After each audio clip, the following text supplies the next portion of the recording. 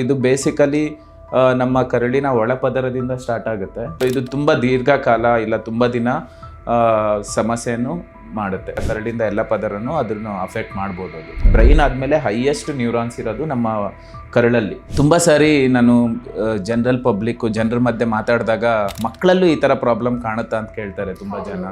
IBD develop ಆಗೋದು ಒಂದು ವಾರದಲ್ಲೇ symptoms ನೋಡ್ಬೋದು, ಕೆಲವೊಂದ್ಸರಿ ವರ್ಷಾನುಗಟ್ಲೆ ನಡಿಬೋದು. 3-4 ದಶಕಗಳಲ್ಲಿ ಎಷ್ಟು ಜಾಸ್ತಿ ಆಗಿದೆ ಇದು ಅಂತಂದರೆ ತುಂಬ ಮಕ್ಕಳಲ್ಲಿ ನಾವು ನೋಡ್ತಾ ಇದ್ದೀವಿ. ಇದು ಕಡಿಮೆ ಇದ್ರೂ ಬರ್ಬೋದು, ಅತಿಯಾಗಿದ್ರೂ ಬರ್ಬೋದು, ಅಬ್ನಾರ್ಮಲ್ ಆಗಿದ್ರೂ ಬರ್ಬೋದು. ನಿಂಗೆ ಗಟ್ಸ್ ಇದ್ರೆ ನೋಡೋಣ ಬಾ. ಸೊ ಗಟ್ಸ್ನ ನಾವು ತುಂಬ ಎಮೋಷನ್ಗೆ ಲಿಂಕ್ ಮಾಡ್ತೀವಿ. ಈಗ ಒಂದು ದೇಶದ್ದು ಹೇಗೆ ಭೂಸೇನೆ ಇದೆ, ವಾಯುಸೇನೆ ಇದೆ, ಜಲಸೇನೆ ಇದೆ, ಆ ಥರ ಬೇರೆ ಬೇರೆ ಡೊಮೇನ್ಸ್ ಇರುತ್ತೆ. 2ರಿಂದ 4 ವಾರದ ಮೇಲಿದೆ ಅಂತಂದರೆ IBD ಚಾನ್ಸಸ್ ಜಾಸ್ತಿ ಆಗುತ್ತೆ. ದಿನ ಸಾಯಂಕಾಲದೊತ್ತು ಸ್ವಲ್ಪ ಮೈ ಬಿಸಿ ಇರೋದು, ಮಗು ತುಂಬಾನೇ ಸುಸ್ತಾಗಿರೋದು, ರಕ್ತಸ್ರಾವ ಎಷ್ಟಾಗುತ್ತೆ ಅಂದರೆ ಮಗುವಲ್ಲಿ ರಕ್ತನೇ ಕಡಿಮೆ ಆಗೋದು. ಸೊ ಈ ಥರ ಪ್ರಾಬ್ಲಮ್ಸ್ ಬಂದರೆ ಅದನ್ನು ನಾವು ರೆಡ್ ಫ್ಲಾಗ್ಸ್ ಅಂತೀವಿ. ಈಗ ಎಷ್ಟೊಂದು ಸರಿ ನೋಡಿದ್ದೀರ ನೀವು, ಕೆಲವೊಬ್ಬರಿಗೆ ಮನೇಲಿದ್ದಾಗ 3-4 ಸಾರಿ ವಾಶ್ರೂಮ್ಗೆ ಹೋಗ್ಬಿಡ್ತಾರೆ, ಇಲ್ಲ ಏನಾದ್ರು ಟೆನ್ಷನ್ ಇದ್ರೆ ಪದೇ ಪದೇ ವಾಶ್ರೂಮ್ಗೆ ಹೋಗ್ತಾರೆ. ಯಾಕಂದರೆ ನಮ್ಮ ಬ್ರೈನು ಮತ್ತು ಎಳ್ಳಿಂದು ನಿಂಗಲ್ಲಿರುತ್ತೆ. ನಾವು ಮಕ್ಕಳಿದ್ದಾಗ ಯೋಚನೆ ಕೂಡ ಮಾಡ್ತಿರ್ಲಿಲ್ಲ. ಕಾನ್ಸ್ಟಿಪೇಷನ್ನು, ಮಲಬದ್ಧತೆ ಇವೇನು ಇರ್ತಿರ್ಲಿಲ್ಲ. ಇವಾಗ ತುಂಬ ಮಲಬದ್ಧತೆ ಆಗ್ತಿದೆ, ತನ್ನಂತಾನೆ ಮಗು ತೂಕ ಕಡಿಮೆ ಆಗ್ತಾ ಇದೆ, ಬೆಳವಣಿಗೆ ಕುಂಠಿತ ಆಗ್ತಿದೆ. ಎಷ್ಟೊಂದ್ಸರಿ ಹೇಳ್ತಾರೆ ಡಾಕ್ಟರ್ 2 ವರ್ಷದವರೆಗೂ ಚೆನ್ನಾಗಿ ಬೆಳೀತು, ಅದಾದ್ಮೇಲೆ ಯಾಕೋ ಹೊಟ್ಟೆ ನೋವು, ಬೆಳವಣಿಗೆ ಇಲ್ಲ, ಸರಿಯಾಗಿ ತೂಕ ಬೆಳೀತಾ ಇಲ್ಲ. ಸೊ ಎಷ್ಟೊಂದು ಮಕ್ಕಳು ನಾವು ನೋಡ್ತೀವಿ 13 ವರ್ಷ ನೋಡೋಕ್ಕೆ ಒಂದು 7-8 ವರ್ಷದ ಥರ ಕಾಣಿಸ್ತಾರೆ. ಈಗ ನಿಮ್ಮ ಮಗುಗೆ 1ರಿಂದ 2 ವಾರದವರೆಗೂ ಮೋಷನಲ್ ಬ್ಲಡ್ ಮ್ಯೂಕೋಸ್ ಬೀಳ್ತಾನೆ ಇದೆ ಅಂದರೆ ಬಾಯಿಂದ ಹಿಡಿದು ಗುದದ್ವಾರದವರೆಗೂ ಎಲ್ಲಿ ಬೇಕಾದ್ರೂ ಅಫೆಕ್ಟ್ ಮಾಡ್ಬೋದು. ತೂಕ ಕಡಿಮೆ ಆಗ್ತಾ ಇದೆ, ಬಾಯಲ್ಲಿ ಹುಣ್ಣು ಬರ್ತಾ ಇದೆ, ಕೆಲವೊಂದ್ಸರಿ ಬಾಯಲ್ಲಿ ಹುಣ್ಣು ಆಗ್ತಿದೆ, ಅದಕ್ಕೆ ಸರಿಯಾಗಿ ತಿಂತಾ ಇಲ್ಲ ಅಂತ ಅನ್ಕೊಂಡು ಜನರು ಲೇಟಾಗಿ ಬಂದಿರೋರು ಇದ್ದಾರೆ. ಎಲ್ಲ ಪೇಷಂಟ್ಸು ಡಯಾಗ್ನೋಸಿಸ್ ನಾನು ಹೇಳಿದ ತಕ್ಷಣ ಈ ಥರ ತೊಂದರೆ ಇದೆ ನಿಮ್ಮ ಮಗುಗೆ ಅಂತ ಹೇಳಿದ ತಕ್ಷಣ ಫಸ್ಟ್ ಪ್ರಶ್ನೆ ಬರೋದೇ ಏನಕ್ಕೆ ನನ್ನ ಮಗುಗಾಯ್ತು ಅಂತ. ನಾವು ಮಕ್ಕಳನ್ನ ನೇಚರಲ್ಲಿ ತುಂಬ ಬಿಡಬೇಕು. ಮನೇಲಿ ಕ್ಲೀನ್ ಇರಬೇಕು, ಯಾಕಂದರೆ ಅದು ಮುಟ್ಟೋದೆಲ್ಲ ಕ್ಲೇ ಇರುತ್ತೆ, ಕಲರ್ಸ್ ಇರುತ್ತೆ, ಸೊ ಅದೆಲ್ಲ ಇರುತ್ತೆ. ನನಗೆ ಬೆಂಗಳೂರಲ್ಲಿ ಸೌತ್ ಇಂಡಿಯಾದಲ್ಲಿ ನಾನು ನೋಡಿರೋ ಪ್ರಕಾರ ಕ್ರೋನ್ಸ್ ಡಿಸೀಸ್ ಜಾಸ್ತಿ ನೋಡ್ತಾ ಇದ್ದಾರೆ, ಅಲ್ಸರೇಟಿವ್ ಕೊಲೈಟಿಸ್. ಪೋಷಕರಿಗೆ ಗೊತ್ತಿರಬೇಕು IBD ಅಂದ್ರೆ ಏನು, ಯಾವ್ದ್ರ ಸಲುವಾಗಿ ಬರುತ್ತೆ, ಹೇಗೆ ಇದನ್ನ ಗುರುತಿಸ್ಬೇಕು, ಇದಕ್ಕೆ ಏನೇನು ಉಪಶಮನ ಇದೆ. ಸೊ ಈ ಥರದ್ದು ತುಂಬ ವಿಚಾರಗಳನ್ನ ತಿಳ್ಕೊಬೇಕಾಗಿರೋ ಪರಿಸ್ಥಿತಿ ಬಂದಿದೆ.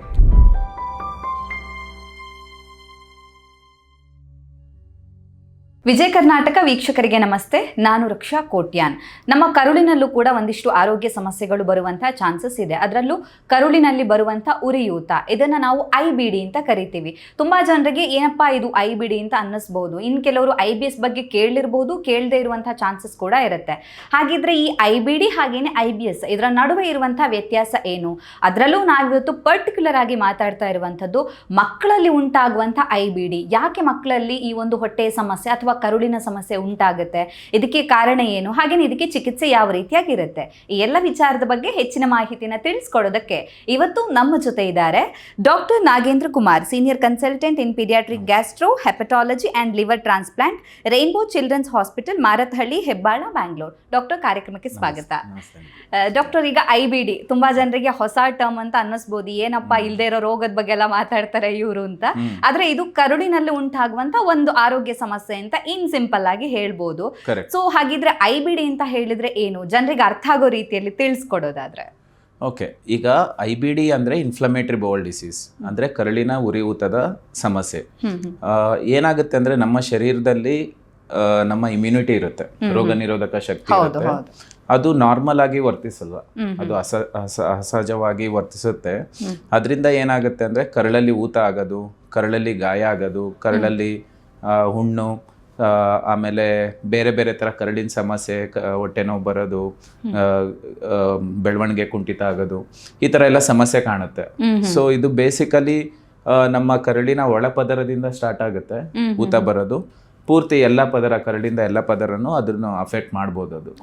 ಸೊ ಇದನ್ನೇ ನಾವು ಇನ್ಫ್ಲಮೇಟರಿ ಬೌಲ್ ಡಿಸೀಸ್ ಅಂತೀವಿ.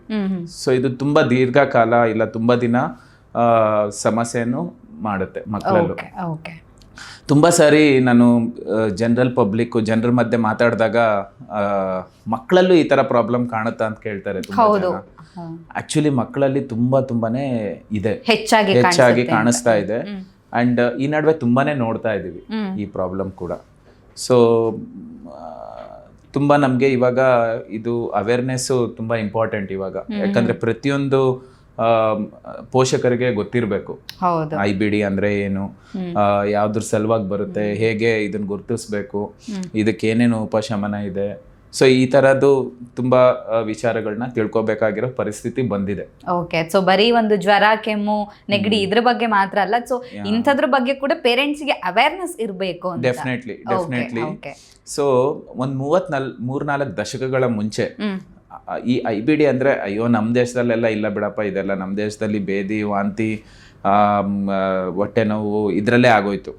ಆವಾಗ ಈ ಥರ ನಮ್ಮ ಉರಿಯೂತ ಬರುತ್ತೆ, ನಮ್ಮ ಇಮ್ಯುನಿಟಿ, ರೋಗ ನಿರೋಧಕ ಶಕ್ತಿ ಅಬ್ನಾರ್ಮಲ್ ಆಗಿಲ್ಲ, ಅಸಹಜವಾಗಿ ವರ್ತಿಸುತ್ತೆ, ಈ ಥರ ಯಾವತ್ತೂ ನಾವು ಅಂದ್ಕೊಂಡಿರಲಿಲ್ಲ, ಅಷ್ಟು ಇರಲಿಲ್ಲ ಕೂಡ. ಬಟ್ 3-4 ದಶಕಗಳಲ್ಲಿ ಎಷ್ಟು ಜಾಸ್ತಿ ಆಗಿದೆ ಇದು ಅಂತಂದ್ರೆ ತುಂಬಾ ಮಕ್ಕಳಲ್ಲಿ ನಾವು ನೋಡ್ತಾ ಇದೀವಿ. ಅಟ್ಲೀಸ್ಟ್ ವಾರಕ್ಕೆ 1-2 ಹೊಸ ಮಕ್ಕಳನ್ನ ನಾನು ನೋಡ್ತಾ ಇದ್ದೀನಿ, ನೋಡ್ತಾ ಇರ್ತೀವಿ. ಆಮೇಲೆ ಇವರು ಒಂದು ಸಾರಿ ಬಂದ್ರೆ ಇದು ಒಂಥರ ತುಂಬಾ ದೀರ್ಘಕಾಲದ ರೋಗ. ಸೊ ಅವ್ರು ಪದೇ ಪದೇ ಬರ್ತಾ ಇರ್ತಾರೆ. ಬಟ್ ಹೇಳ್ಬೇಕು ಅಂದ್ರೆ ಅಟ್ಲೀಸ್ಟ್ ಒಂದಾದ್ರೂ ವಾರಕ್ಕೆ ಮಗುವಲ್ಲಿ ಈ ತರ IBD ಕಾಯಿಲೆಯಿಂದ ಹೊಸ ಡಯಾಗ್ನೋಸಿಸ್ ಅಂದ್ರೆ ಫಸ್ಟ್ ಟೈಮ್ ಅದನ್ನ ಕಂಡುಹಿಡಿತಾ ಇದೀವಿ. ಸೊ ಅಷ್ಟು ಜಾಸ್ತಿ ಆಗಿದೆ. ಓಕೆ, ಹಾಗಿದ್ರೆ ಮಕ್ಕಳಲ್ಲಿ ಈ ಒಂದು ಕೇಸಸ್ ಅಥವಾ ಈ ಒಂದು ಹೆಲ್ತ್ ಪ್ರಾಬ್ಲಮ್ ಜಾಸ್ತಿ ಆಗ್ತಾ ಇದೆ ಅಂತ ನೀವು ಮಾತಾಡ್ತಾ ಹೇಳಿದ್ರಿ ಡಾಕ್ಟರ್. ಅಂದ್ರೆ ಇದು ದೀರ್ಘಕಾಲದ ಕಾಯಿಲೆ, ಅಂದ್ರೆ ಸಡನ್ ಆಗಿ ಬರುವಂತದ್ದಲ್ಲ ಅಂತ. ಹಾಗಿದ್ರೆ ಈಗ ನಮಗೆ ಯಾವುದೋ ಒಂದೀಗ ಹೊಟ್ಟೆ ಸಮಸ್ಯೆ, ಫುಡ್ ಇನ್ಫೆಕ್ಷನ್ ಆಯ್ತು ಅಂದ್ರೆ ಇವತ್ತೇನೋ ತಿಂದ್ವಿ, ನಾಳೆ ಸಮಸ್ಯೆ ಆಯ್ತು ಅಂತ. ಹಾಗಿದ್ರೆ ಇದು ಎಷ್ಟು ಟೈಮ್ ಇಂದ ಡೆವಲಪ್ ಆಗ್ತಾ ಇರುತ್ತೆ? ಅಂದ್ರೆ ಗಟ್ಲೆಯಿಂದನ ಅಥವಾ ವರ್ಷಗಳಿಂದ ಡೆವಲಪ್ ಆಗ್ತಾ ಇರತ್ತಾ, ಹೇಗೆ? ಇಲ್ಲ, ಕೆಲವೊಂದು ಇವಾಗ IBD ಅಂದ್ರೆ ಒಂದು ರೋಗದ ಲಕ್ಷಣ ಆಯ್ತಾ. IBD ಅದೇ ಒಂದು ರೋಗ ಅಲ್ವಾ? ಅದೇ ಒಂದು ರೋಗ ಅಲ್ಲ. ಸೊ ಅದು ಒಂದು ರೋಗದ ಒಂದು ಪ್ರಾಬ್ಲಮ್ ನ ಹೊರಬೀಳಿಸುತ್ತೆ. ಸೊ ಅದರಲ್ಲಿ ಎಷ್ಟೊಂದು ಕಾರಣಗಳು ಬರುತ್ತೆ, ಎಷ್ಟೊಂದು ರೀತಿಯಾದ ಕಾಯಿಲೆಗಳಿಂದ IBD ಆಗುತ್ತೆ. ಸೊ ಕೆಲವೊಂದ್ಸರಿ ನಾವು ಒಂದು ವಾರದಲ್ಲೇ ನೋಡ್ಬೋದು IBD ಡೆವಲಪ್ ಆಗೋದು, ಒಂದು ವಾರದಲ್ಲೇ ಸಿಂಪ್ಟಮ್ಸ್ ನೋಡ್ಬೋದು. ಕೆಲವೊಂದ್ಸರಿ ವರ್ಷಾನ್ಗಳ ಗಟ್ಲೆ ನಡಿಬೋದು. ಆಮೇಲೆ ಇದು ಒಂದು ರೋಗ ನಿರೋಧಕ ಶಕ್ತಿ ಪ್ರಾಬ್ಲಮ್ ಇರೋದ್ರಿಂದ, ಇಮ್ಯೂನ್ ರಿಲೇಟೆಡ್ ಪ್ರಾಬ್ಲಮ್ ಇರೋದ್ರಿಂದ ಕೆಲವೊಂದು ತಿಂಗಳು ಜಾಸ್ತಿ ಇರುತ್ತೆ, ಮತ್ತೆ ಕಡಿಮೆ ಆಗುತ್ತೆ, ಮತ್ತೆ ಜಾಸ್ತಿ ಆಗುತ್ತೆ, ಮತ್ತೆ ಕಡಿಮೆ ಆಗುತ್ತೆ. ಈ ತರ ಫ್ಲಕ್ಚುಯೇಷನ್ಸ್ ಇರುತ್ತೆ.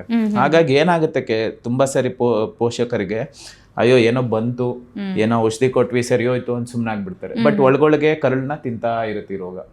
ಆಮೇಲೆ ಸಡನ್ ಆಗಿ ಮತ್ತೆ ಬರುತ್ತೆ. ಸೊ ಈ ತರ ಬಂದು ಕೊನೆಗೆ ಒಂದು ಕಾಂಪ್ಲಿಕೇಶನ್ಸ್ ಅಂತೀವಿ, ಅಂದ್ರೆ ಇದರಿಂದ ಬಹುಕಾಲಿಕ ಪ್ರಾಬ್ಲಮ್ಸು ಆಗ್ಬೋದು. ಕರಳು ಸಣ್ಣ ಆಗೋದು, ಬೆಳವಣಿಗೆ ಕುಂಠಿತ ಆಗೋದು, ಈ ತರ ಹಲವಾರು ಸಮಸ್ಯೆ ಬರ್ಬೋದು. ಓಕೆ, ಅಂದ್ರೆ ಈಗ ಒಂದು ಮಗುವಿನಲ್ಲಿ IBD ಪ್ರಾಬ್ಲಮ್ ಇದೆ ಅಥವಾ ಕರುಳಿನ ಸಮಸ್ಯೆ ಇದೆ ಅಂದಾಗ ಆ ಮಗುವಿಗೆ ರೋಗ ನಿರೋಧಕ ಶಕ್ತಿ ಅಥವಾ ನಾವು ಹೇಳ್ಬೇಕು ಅಂದ್ರೆ ಇಮ್ಯುನಿಟಿ ಪವರ್ ಕಡಿಮೆ ಇದೆ ಅಂತ ಅರ್ಥನಾ ಅಥವಾ ಹೇಗೆ ಅಂತ? ಇಲ್ಲ, ಇದು ಕಡಿಮೆ ಇದ್ರೂ ಬರ್ಬೋದು, ಅತಿಯಾಗಿದ್ರೂ ಬರ್ಬೋದು, ಅಬ್ನಾರ್ಮಲ್ ಆಗಿದ್ರೂ ಬರ್ಬೋದು. ಈಗ ಯಾವುದೇ ಇವಾಗ ನಮ್ದೊಂದು ಕಂಟ್ರಿದು ಒಂದು ಇದು ಆರ್ಮಿ ಇರ್ಬೋದು, ಇಲ್ಲ ಪೊಲೀಸ್ ಇರ್ಬೋದು, ಕಡಿಮೆ ಇದ್ರೂ ಪ್ರಾಬ್ಲಮ್, ಜಾಸ್ತಿ ಇದ್ರೂ ಪ್ರಾಬ್ಲಮ್, ಸರಿಯಾಗಿ ವರ್ತಿಸ್ಲಿಲ್ಲ, ಅಸಹಜವಾಗಿ ಅವ್ರು ವರ್ತಿಸ್ತಾ ಇದ್ದಾರೆ ಅಂದ್ರೂ ಪ್ರಾಬ್ಲಮ್. ಇದು ಅದೇ ತರ ನಮ್ಮ ಶರೀರದಲ್ಲಿರೋ ನಮ್ಮ ರೋಗ ನಿರೋಧಕ ಶಕ್ತಿ ಕಡಿಮೆ ಇದ್ರೂ ಈ ತರ ಆಗ್ಬೋದು, IBD ಬರ್ಬೋದು. ಅಂದ್ರೆ ಆಟೋ ಇಮ್ಯೂನ್ ಅಂತ ಹೇಳ್ತಾ ಇದ್ದೀರಾ? ಅಲ್ಲ, ಇಮ್ಯೂನ್ ಡಿಫಿಷಿಯನ್ಸಿ ಅಂತೀವಿ. ಇಮ್ಯುನಿಟಿ ಕಡಿಮೆ ಇದೆ ಅಂತ, ರೋಗ ನಿರೋಧಕ ಶಕ್ತಿ ಕಡಿಮೆ ಇದೆ ಅಂತ, ಇಲ್ಲ ಸರಿಯಾಗಿ ವರ್ತಿಸ್ಲಿಲ್ಲ. ಈಗ ಏನಾಗುತ್ತೆ ಅಂದ್ರೆ ನಮ್ದ್ರಲ್ಲಿ ಎಷ್ಟೊಂದಿದೆ, ಬಿಳಿ ರಕ್ತ ಕಣಗಳಿದೆ, ಅದ್ರಲ್ಲಿ ಬೇರೆ ಬೇರೆ ಟೈಪ್ ಇದೆ. B ಸೆಲ್ಸ್ ಅಂತಿದೆ, T ಸೆಲ್ಸ್ ಅಂತಿದೆ, ನ್ಯಾಚುರಲ್ ಕಿಲ್ಲರ್ ಸೆಲ್ಸ್ ಅಂತ ಇದೆ, ಇಮ್ಯುನೋಗ್ಲೋಬ್ಲಿನ್ಸ್ ಅಂತ ಇದೆ. ಇವೆಲ್ಲ ಬೇರೆ ಬೇರೆ. ಈಗ ಒಂದು ದೇಶದ್ದು ಹೇಗೆ ಭೂಸೇನೆ ಇದೆ, ವಾಯುಸೇನೆ ಇದೆ, ಜಲಸೇನೆ ಇದೆ, ಆ ಥರ ಬೇರೆ ಬೇರೆ ಡೊಮೇನ್ಸ್ ಇರುತ್ತೆ. ಸಪೋಸ್ ನಮ್ಮಲ್ಲಿ T ಸೆಲ್ಸ್ ಕಡಿಮೆ ಆಗೋದು, ಸೊ ಅವಾಗ ಏನಾಗುತ್ತೆ, ಓವರ್ ಎಕ್ಸ್ಪ್ರೆಷನ್ ಅಂದ್ರೆ B ಸೆಲ್ಸ್ ತುಂಬಾ ಜಾಸ್ತಿ ಆಗ್ಬಿಡುತ್ತೆ. ಸೊ ಅದು ಅಬ್ನಾರ್ಮಲಿ ಬಿಹೇವ್ ಮಾಡಕ್ ಸ್ಟಾರ್ಟ್ ಮಾಡುತ್ತೆ.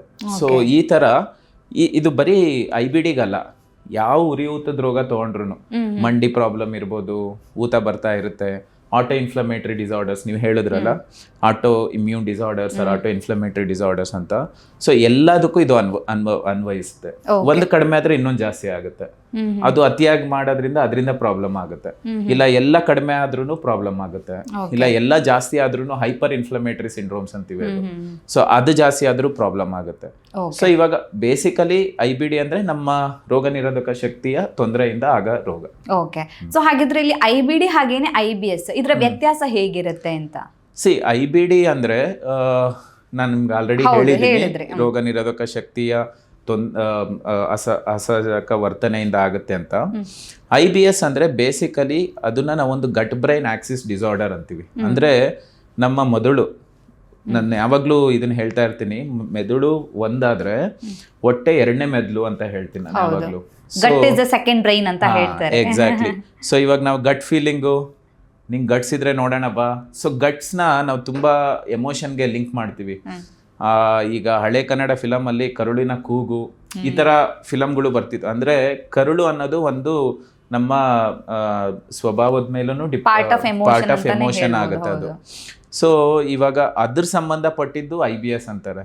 ಈಗ IBS ಅಲ್ಲಿ ಅವ್ರಿಗೂ ಅಷ್ಟೇ ಹೊಟ್ಟೆ ನೋವು ಬರ್ಬೋದು, ಬೇದಿ ಆಗ್ಬೋದು, ವಾಂತಿ ಆಗ್ಬೋದು, ಇಲ್ಲ ಹೊಟ್ಟೆ ಉಬ್ರ ಬರ್ಬೋದು, ಆಮೇಲೆ ಕೆಲವೊಂದ್ಸರಿ ಬ್ಲಡ್ಡು ಬರ್ಬೋದು, ಮೋಷನ್ ಗಟ್ಟಿಯಾಗಿ ಕಾನ್ಸ್ಟಿಪೇಷನ್ ಆಗ್ಬೋದು. ಸೊ ಈ ಥರ ತುಂಬ ಸಾರಿ IBD IBS ಎರಡೂ ಒಂದೇ ಥರ ಪ್ರತಿಬಿಂಬಿಸ್ಬೋದು ಸಿಂಪ್ಟಮ್ಸ್ ವೈಸ್. ಬಟ್ ಕೆಲವೊಂದು ಅಂಶಗಳು ಬರೀ ಜಾಸ್ತಿ IBD ಅಲ್ಲಿ ನಾವು ನೋಡ್ತೀವಿ. ಓಕೆ, ಕೆಲವೊಂದು ಅಂದರೆ ಅನ್ಎಕ್ಸ್ಪ್ಲೈನ್ಡ್ ಫೀವರ್, ಅಂದರೆ ತುಂಬ ದಿನದಿಂದ ಒಳಗೊಳಗೆ ಜ್ವರ ಬರ್ತಾ ಇರ್ಬೋದು. ಈಗ ದಿನ ಸಾಯಂಕಾಲದ ಸ್ವಲ್ಪ ಮೈ ಬಿಸಿ ಇರೋದು, ಮಗು ತುಂಬಾನೇ ಸುಸ್ತಾಗಿರೋದು, ಆಮೇಲೆ ರಕ್ತಸ್ರಾವ ಎಷ್ಟಾಗುತ್ತೆ ಅಂದರೆ ಮಗುವಲ್ಲಿ ರಕ್ತನೇ ಕಡಿಮೆ ಆಗೋದು, ಈ ಥರ ಬೆಳವಣಿಗೆ ತುಂಬಾನೇ ಕುಂಠಿತ ಆಗೋದು. ಸೊ ಈ ಥರ ಪ್ರಾಬ್ಲಮ್ಸ್ ಬಂದರೆ ಅದನ್ನ ನಾವು ರೆಡ್ ಫ್ಲಾಗ್ಸ್ ಅಂತೀವಿ. ಸೊ ಈ ಥರ ಇದ್ರೆ IBSಗಿನ IBD ಚಾನ್ಸಸ್ ಜಾಸ್ತಿ. ಬಟ್ ತುಂಬಾ ಸರಿ IBS ಮತ್ತೆ IBD ಸಿಮಿಲರ್ ಸಿಂಪ್ಟಮ್ಸ್ ಇಂದ ಬರ್ಬೋದು, ಒಂದೇ ತರ ಬರ್ಬೋದು. ಬಟ್ ಕಾನ್ಸೆಪ್ಟ್ ತುಂಬಾ ಡಿಫ್ರೆಂಟ್. ಇದು ನಮ್ಗೆ ಇಮ್ಯೂನ್ ಡಿಸ್ರೆಗ್ಯುಲೇಷನ್, ಅಂದ್ರೆ ಅದೇ ರೋಗ ನಿರೋಧಕ ಶಕ್ತಿ ಸರಿಯಾಗಿ ಕೆಲಸ ಮಾಡ್ತಿಲ್ಲ ಅಂದ್ರೆ ಇದ್ರಲ್ಲಿ ಏನಾಗುತ್ತೆ ಅಂದ್ರೆ ನಮ್ಮ ಹೊಟ್ಟೆಯಲ್ಲಿ ನರ ಅಂತ ಹೇಳ್ತೀವಿ ಸಿಂಪಲ್ ಶಬ್ದದಲ್ಲಿ, ನ್ಯೂರಾನ್ಸ್ ಅಂತ ಇರುತ್ತೆ. ಆಯ್ತಾ, ಬ್ರೈನ್ ಆದ್ಮೇಲೆ ಹೈಯೆಸ್ಟ್ ನ್ಯೂರಾನ್ಸ್ ಇರೋದು ನಮ್ಮ ಕರಳಲ್ಲಿ. ಓಕೆ, ಯಾವಾಗ ಅದ್ರದ್ದು ವ್ಯತ್ಯಾಸ ಆಗುತ್ತೆ ಆಯ್ತಾ. ಆಮೇಲೆ ನಮ್ಮ ಹೊಟ್ಟೆಯಲ್ಲಿ ಒಂದು ಪ್ರಪಂಚನೇ ಇದೆ ನಮ್ಮ ಕರಳಲ್ಲಿ, ದೊಡ್ಡ ಕರಳಲ್ಲಿ ಎಸ್ಪೆಷಲಿ ಮಿಣಿ ಜೀವಿಗಳಿಂದ ಮೈಕ್ರೋಬ್ಸ್ ಅಂತ, ಅದ್ರದ್ದು ಡಿಸ್ಬಯೋಸಿಸ್ ಆಗ್ಬೋದು, ಅಂದರೆ ಅವು ಕೆಟ್ಟ ಮೈಕ್ರೋಬ್ಸ್ ಜಾಸ್ತಿ ಆಗ್ಬೋದು. ಕೋಟ್ಯಾಂತರ ಗಟ್ಟಲೆ ಮೈಕ್ರೋ ಆರ್ಗಾನಿಸಮ್ಸ್ ಇರುತ್ತೆ ನಮ್ಮ ಶರೀರದಲ್ಲಿ, ಅದ್ರದ್ದು ಏರುಪೇರು ಆಗ್ಬೋದು. ಆಮೇಲೆ ಕರಳಲ್ಲಿ ಮೂಮೆಂಟ್ ಇರುತ್ತಲ್ಲ, ಕರಳು ಮೂಮೆಂಟು ಅದು ಅಫೆಕ್ಟ್ ಆಗ್ಬೋದು. ಈಗ ನಾನು ಡಿಪ್ರೆಸ್ ಆಗಿದ್ದೀನಿ, ನಾನು ತುಂಬ ಬಾಧೆಯಲ್ಲಿದ್ದೀನಿ ಅಂದರೆ ನನ್ನ ಕರಳು ಸ್ಲೋ ಆಗಿ ಮೂವ್ ಆಗ್ಬೋದು, ನನ್ನ ಡೈಜೆಷನ್ ಅಫೆಕ್ಟ್ ಆಗ್ಬೋದು, ಜಾಸ್ತಿ ಗ್ಯಾಸ್ ಆಗ್ಬೋದು. ಇಲ್ಲ ನಾನು ಫುಲ್ ಟೆನ್ಷನಲ್ಲಿ ಇದ್ದೀನಿ ಅಂದರೆ ನನ್ನ ಕರಳು ತುಂಬ ಫಾಸ್ಟಾಗಿ ಹೋಗ್ಬೋದು. ಈಗ ಎಷ್ಟೊಂದು ಸರಿ ನೋಡಿದ್ದೀರ ನೀವು, ಕೆಲವೊಬ್ಬರಿಗೆ ಮನೇಲಿದ್ದಾಗ 3-4 ಸರಿ ವಾಶ್ರೂಮ್ಗೆ ಹೋಗ್ಬಿಡ್ತಾರೆ. ಇಲ್ಲ ಏನಾದ್ರು ಟೆನ್ಷನ್ ಇದ್ರೆ ಪದೇ ಪದೇ ವಾಶ್ರೂಮ್ಗೆ ಹೋಗ್ತಾರೆ. ಯಾಕಂದ್ರೆ ನಮ್ಮ ಬ್ರೈನು ಮತ್ತೆ ಎಳ್ಳಿಂದು ಮಿಂಗಲ್ ಇರುತ್ತೆ. ಯಾವಾಗ ಅದು ತುಂಬಾ ಸರಿ ನೀವು ಮೋಷನ್ ಹೋಗ್ತೀರಾ, ಲೂಸ್ ಮೋಷನ್ ಆಗ್ಬೋದು, ಡೈಜೆಷನ್ ಸರಿಯಾಗಿ ಆಗದೆ ಇರ್ಬೋದು, ಬ್ಲೋಟಿಂಗ್ ಆಗ್ಬೋದು, ಸೊ ಉಬ್ರ ಬರ್ಬೋದು, ಹೊಟ್ಟೆ ಉಬ್ರ, ಗ್ಯಾಸು, ಈ ಥರ ಎಲ್ಲ ಪ್ರಾಬ್ಲಮ್ಸ್ ಆಗ್ಬೋದು. ಸೊ IBS ಅಂದರೆ ನರ ಸಮಥಿಂಗ್ ಹೊಟ್ಟೆದು ಒಂದು ನರದ್ದು ಪ್ರಾಬ್ಲಮ್ಮು. IBD ಅಂದರೆ ನಮ್ಮ ಇದು ರೋಗ ನಿರೋಧಕ ಶಕ್ತಿಯ ಪ್ರಾಬ್ಲಮ್. ಓಕೆ. ಹಾಗಾದ್ರೆ ಈಗ ತುಂಬಾ ಸ್ಟ್ರೆಸ್ ಆಯ್ತು ಅಂತ ಹೇಳಿದ್ರೆ ಕೆಲವರು ಓವರ್ ಈಟ್ ಮಾಡ್ತಾರೆ, ಹೆಚ್ಚು ತಿಂತಾರೆ ಹೇಳ್ತಾರಲ್ಲ, ಅದು IBS ಆಗಿರಬಹುದಾ? ಅಂದ್ರೆ IBS ಅಲ್ಲ ಅದು. IBS ಅಂದ್ರೆ ಸ್ಪೆಸಿಫಿಕ್ ಆಗಿ ಹೊಟ್ಟೆ ನೋವು ಬರಬೇಕು. ಹೊಟ್ಟೆ ನೋವು ಜೊತೆ ಮೋಷನ್ ಇಲ್ಲ ಕಾನ್ಸ್ಟಿಪೇಷನ್ ಆಗುತ್ತೆ ಕೆಲವ್ರಿಗೆ, ಅವ್ರಿಗೆ IBS-C ಅಂತೀವಿ, IBS ಕಾನ್ಸ್ಟಿಪೇಷನ್ ಅಂತೀವಿ, ಮಲಬದ್ಧತೆ. ಕೆಲವ್ರಿಗೆ IBS ಡಯರಿಯಾ ಅಂತೀವಿ, ಅಂದ್ರೆ ಹೊಟ್ಟೆ ನೋವು ಜೊತೆಲಿ ಬೇದಿ ಆಗೋದು. ಸೊ ಅದು ತುಂಬಾ ದಿನ ಇರ್ಬೇಕು, ಏನೋ 1-2 ದಿನ ಇದ್ರೆ ಅದು IBS ಅಲ್ಲ, ಅಟ್ಲೀಸ್ಟ್ 2-3 ತಿಂಗಳು ಇರ್ಬೇಕು. ಓಕೆ, ಸೊ ಎರಡು ಕೂಡ ಲಾಂಗ್ ಟರ್ಮ್ ಅಲ್ಲೇ ಬರೋಂಥದ್ದು, ಅದನ್ನ IBS ಅಂತೀವಿ. IBD ಅಂದ್ರೆ ಆಲ್ರೆಡಿ ನಾವು ಡಿಸ್ಕಸ್ ಮಾಡಿ. ಓಕೆ. ಸೊ ಹಾಗಿದ್ರೆ ಈಗ ಮಕ್ಕಳಲ್ಲಿ ಬರುವಂತಹ ಸಮಸ್ಯೆ ಇದು, ಅಂದ್ರೆ ಮಕ್ಕಳಲ್ಲೂ ಕೂಡ ಬರಬಹುದು IBD ಅಂತ. IBS ಬರ್ಬೋದು, IBD ಬರ್ಬೋದು. ಓಕೆ, ಸೊ ಪೇರೆಂಟ್ಸ್ ಯಾವಾಗ ಅಲರ್ಟ್ ಆಗ್ಬೇಕು ಅಂದ್ರೆ, ಈಗ ಮೋಷನ್ ಪ್ರಾಬ್ಲಮ್ ಈಗ ಯಾವ ಮಗುಗಾದ್ರೂ ಆಗ್ಬೋದು, ಅಂದ್ರೆ ಅದು IBD ಇಂದಾನೇ ಆಗ್ಬೇಕು ಅಂತ ಇಲ್ಲ, ಯಾವ್ದೋ ಫುಡ್ ಪಾಯ್ಸನ್ ಇಂದ ಆಗ್ಬೋದು, ಸಿಕ್ಕಿರೋದನ್ನೇನೋ ಮಗು ತಿಂತಾ ಇದೆ ಅದರಿಂದ ಆಗಬಹುದು. ಸೊ ಇಂಥದ್ದೇ ಪರ್ಟಿಕ್ಯುಲರ್ ಸಿಂಪ್ಟಮ್ ಇದ್ದಾಗ ನಾವು ಹಾಸ್ಪಿಟಲ್ಗೆ ಹೋಗ್ಬೇಕು, ಡಾಕ್ಟರ್ನ ಮೀಟ್ ಆಗ್ಬೇಕು ಅಂತ ಏನಾದ್ರು? ಓಕೆ, ಒಂದು ಡ್ಯೂರೇಷನ್. ಯಾರಿಗೋ ಈಗ 2 ದಿನದಿಂದ ಬೇದಿ ಆಯ್ತು, ಅದು IBD ಜನರಲಿ ಇರಲ್ಲ. 2 ರಿಂದ 4 ವಾರ, ಡಾಕ್ಟ್ರೆ ನಮ್ಗೆ 3 ವಾರದಿಂದ ಬೇದಿ ಆಗ್ತಾನೆ ಇದೆ, ನಿಲ್ತಾ ಇಲ್ಲ, ಇರಬಹುದು. ಎರಡನೇದು ಈಗ ಹೊಟ್ಟೆ ನೋವೇ ಇರ್ಬೋದು, 2 ದಿನ ಹೊಟ್ಟೆ ನೋವು, 3 ದಿನ ಹೊಟ್ಟೆ ನೋವು ಅಂದ್ರೆ IBD ಚಾನ್ಸಸ್ ಕಡಿಮೆ. ತುಂಬಾ ದಿನ ಇರ್ಬೇಕು, ಬೇಸಿಕಲಿ ಲಾಂಗ್ ಟರ್ಮ್ 2 ರಿಂದ 4 ವಾರದ ಮೇಲಿದೆ ಅಂತಂದ್ರೆ IBD ಚಾನ್ಸಸ್ ಜಾಸ್ತಿ ಆಗುತ್ತೆ. ಎರಡನೇದು ಹೊಟ್ಟೆ ನೋವು ತುಂಬ ಸಾಧಾರಣ ಮಕ್ಕಳಲ್ಲಿ. ಈಗ ನನ್ನ ಒ ಪಿ ಡಿಯಲ್ಲಿ 10 ಮಕ್ಕಳು ನೋಡಿದ್ರೆ 8 ಮಕ್ಕಳು ಹೊಟ್ಟೆ ನೋವು, ಆಯಿತಾ. ಅದರಲ್ಲಿ ಈ ಥರ 8 ಮಕ್ಕಳು 100 ಮಕ್ಕಳಲ್ಲಿ 1 ಇಲ್ಲ 2 IBD ಟರ್ನ್ ಆಗುತ್ತೆ. ಓಕೆ. ಸೊ ಹೊಟ್ಟೆ ನೋವು ತುಂಬ ಸಾಧಾರಣ ಮಕ್ಕಳಲ್ಲಿ. ಅದು ಇನ್ನೊಂದು ದಿನ ನಾವು ಡಿಸ್ಕಸ್ ಮಾಡ್ಬೋದು ಏನಕ್ಕೆ ಮಕ್ಕಳಲ್ಲಿ ಹೊಟ್ಟೆ ನೋವು ಸಾಧಾರಣ ಅಂತ.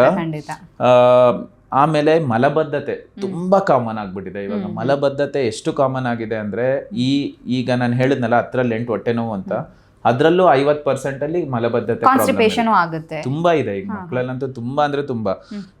ನಾವು ಮಕ್ಕಳಿದ್ದಾಗ ಯೋಚನೆ ಕೂಡ ಮಾಡ್ತಿರ್ಲಿಲ್ಲ ಕಾನ್ಸ್ಟಿಪೇಷನ್ ಮಲಬದ್ಧತೆ ಇವೇನು ಇರ್ತಿರ್ಲಿಲ್ಲ.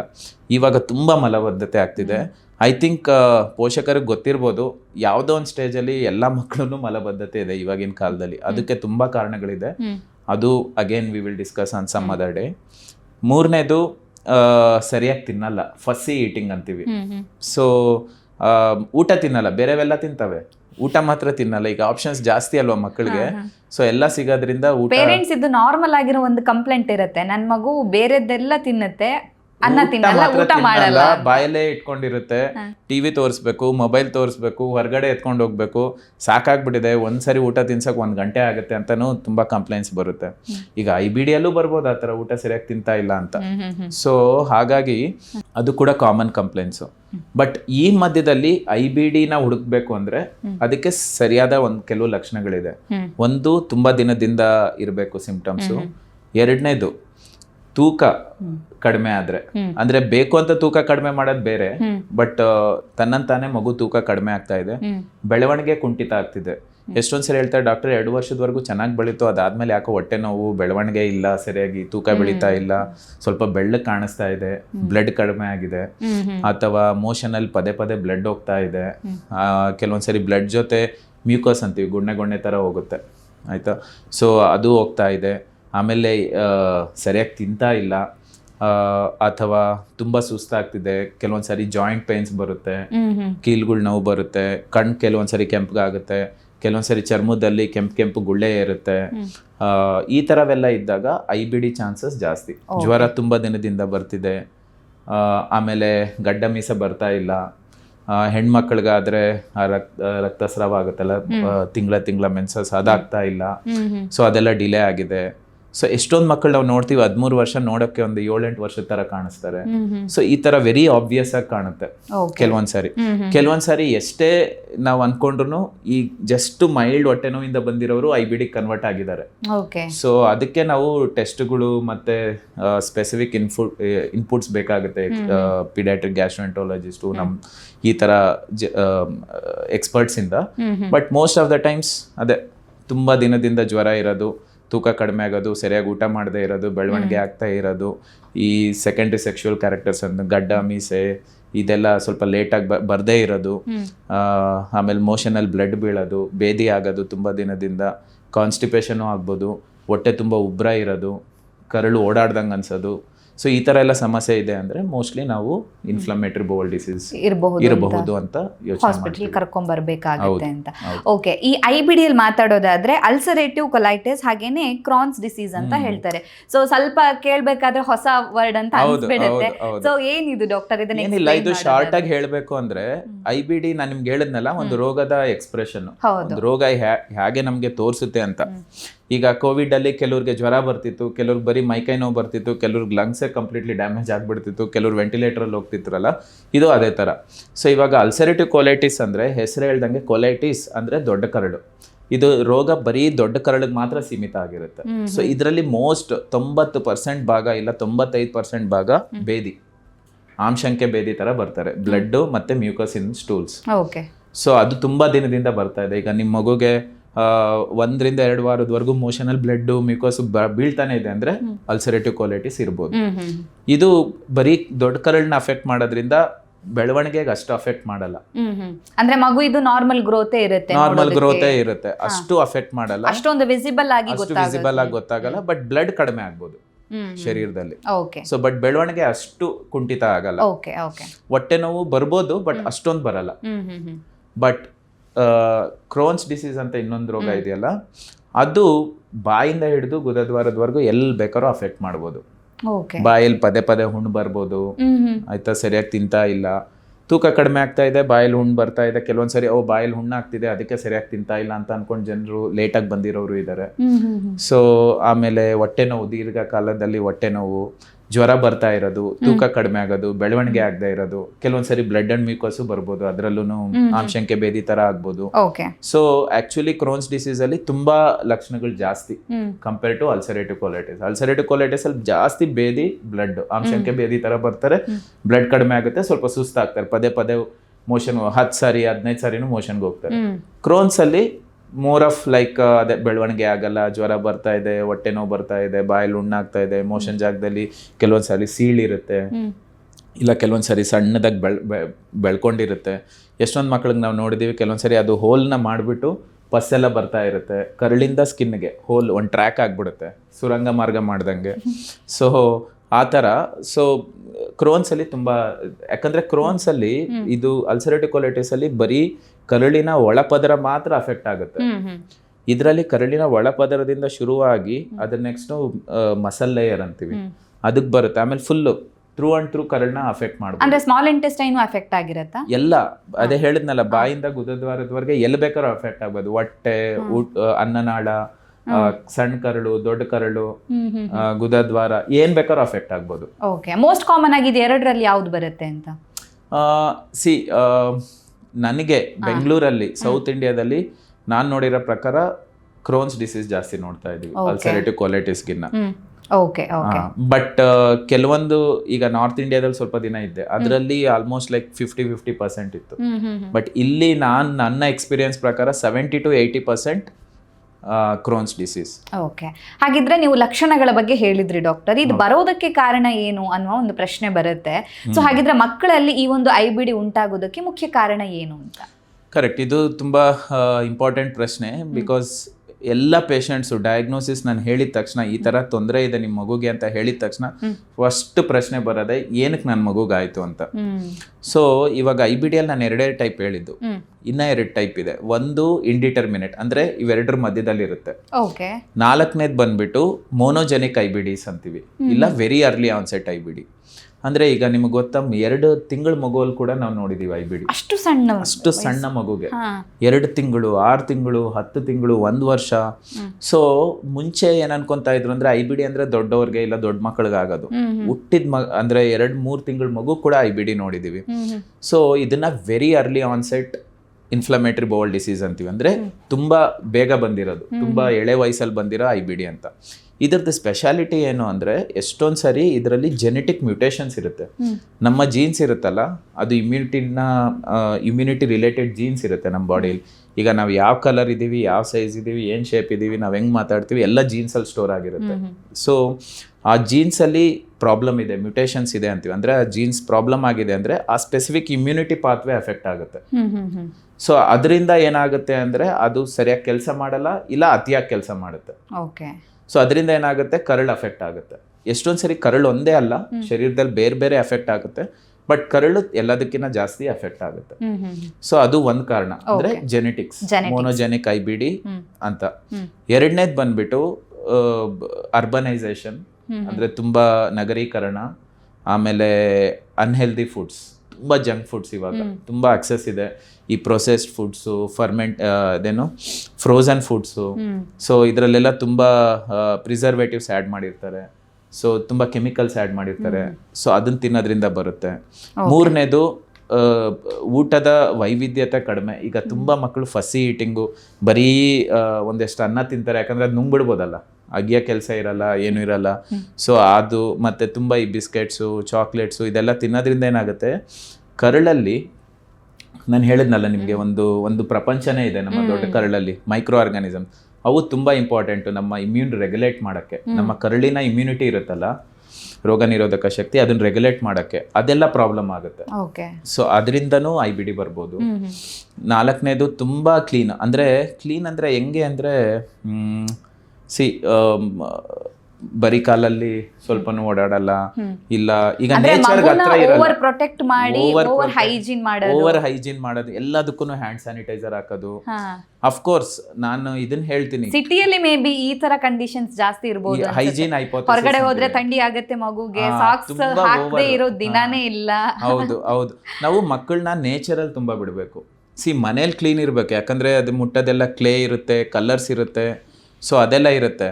ಬಟ್ ರೆಗ್ಯುಲರ್ ಹೈಜೀನ್ ಅಂದರೆ ಒಂದು ಪ್ರಕೃತಿ ಹತ್ರ ಹೋಗೋದಾಗ್ಲಿ, ಒಂದು ಹಣ್ಣು ಮಗು ಕಿತ್ಕೊಂಡು ತಿನ್ನೋದಾಗ್ಲಿ, ಸೊ ಅದೆಲ್ಲ ತುಂಬ ಇಂಪಾರ್ಟೆಂಟು. ಸೊ ಅದನ್ನ ಹೈಜೀನ್ ಹೈಪೋಥೆಸಿಸ್ ಅಂತೀವಿ. ಸೊ ಅದರಿಂದನೂ ಈ ನಡುವೆ ಆಗ್ತಾ ಇದೆ. ಇನ್ನೊಂದು pollution, everything is contaminated, micro plastics, chemical fertilisers and ಏನದು ಇದನ್ನ ಹುಳನೆಲ್ಲ ಸಾಯಿಸೋಕ್ಕೆ ಕೆಮಿಕಲ್ಸ್ ಸ್ಪ್ರೇ ಮಾಡ್ತಾರೆ. ಸೊ ಅದರಿಂದ ಎಲ್ಲ ಬರುತ್ತೆ, ಇದೆಲ್ಲ ಕೆಮಿಕಲ್ಸ್ ಬಂದು ಅದರಿಂದ ಪ್ರಾಬ್ಲಮ್ ಆಗುತ್ತೆ. ಇನ್ನೊಂದು ಅಡಲ್ಟ್ರೇಷನ್, ಎಲ್ಲದರಲ್ಲೂ ಮಿಕ್ಸಿಂಗ್, ಕಲಬೆರಕೆ, ಹೌದು, ಫುಡ್ ಅಡಲ್ಟ್ರೇಷನ್, ಸೊ ಅದನ್ನು problem.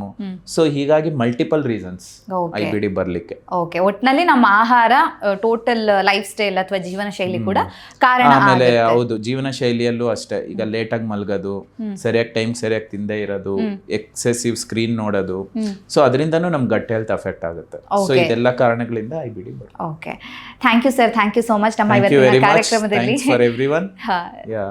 Thank you sir. So IBD ಬಗ್ಗೆ ಒಂದು ಒಳ್ಳೆ ಇನ್ಫಾರ್ಮೇಶನ್ ಅನ್ನ, ಡೀಟೇಲ್ ಆಗಿರುವಂತಹ ಇನ್ಫಾರ್ಮೇಶನ್ ಅನ್ನ ಕೊಟ್ಟಿದ್ದೀರಾ.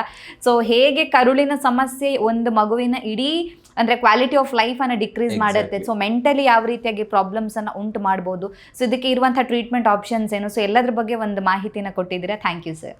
Thank you very much. Thank you. ನಮ್ಮ ಇವತ್ತಿನ ಕಾರ್ಯಕ್ರಮದಲ್ಲಿ IBD ಕುರಿತಾಗಿ ಡಾಕ್ಟರ್ ನಮಗೆ ಹೆಚ್ಚಿನ ಮಾಹಿತಿನ ತಿಳಿಸ್ಕೊಟ್ಟಿದ್ದಾರೆ. ಆರೋಗ್ಯಕ್ಕೆ ಸಂಬಂಧಿಸಿದಂಥ ಹೆಚ್ಚಿನ ವಿಡಿಯೋಗಳನ್ನು ನಮ್ಮ ವಿಜಯ ಕರ್ನಾಟಕ ಹೆಲ್ತ್ ಪೇಜ್ನಲ್ಲಿ ನೀವು ನೋಡಬಹುದು.